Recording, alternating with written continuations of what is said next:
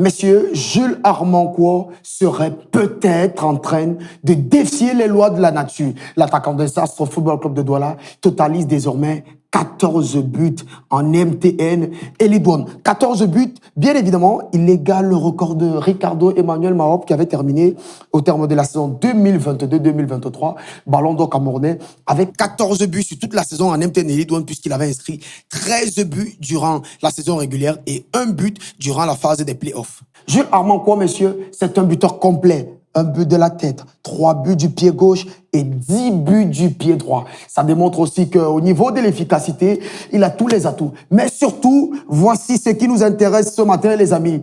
Jules Armancourt a marqué contre toutes les équipes du groupe A.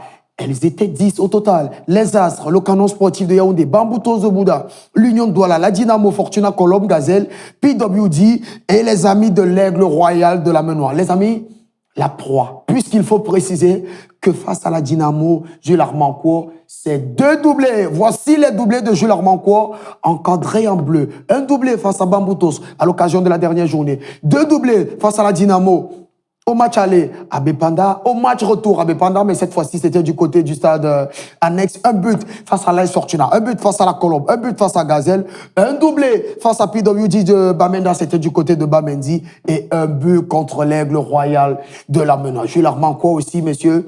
On le disait, c'est 4 doublés, c'est 5 pénaltys tentés. Là, c'est à égalité avec l'ami Richmondi, qui est le deuxième meilleur buteur de cette MT de Lidouane. Lui, il évolue du côté de Victoria United. Richmondi, lui aussi, a essayé 5 pénaltys, 4 validés, 1 manqué. Ils ont pratiquement le même nombre de buts. Et oui, ils vont se retrouver du côté des playoffs down, puisque les deux équipes n'ont pas pu se qualifier pour la phase finale qui permettrait à ces équipes de pouvoir déterminer le champion au terme de la saison 2023-2024 de la MTN et Lidouane. Messieurs, en bonus, on vous laisse revivre les 2 derniers buts de cette saison régulière de Jules Armancourt dans les conditions du direct. Donné le centre déjà, un risque premier poteau, le ballon qui revient.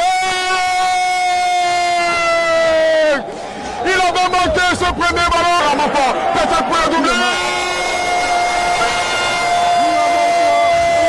Jules Armancourt.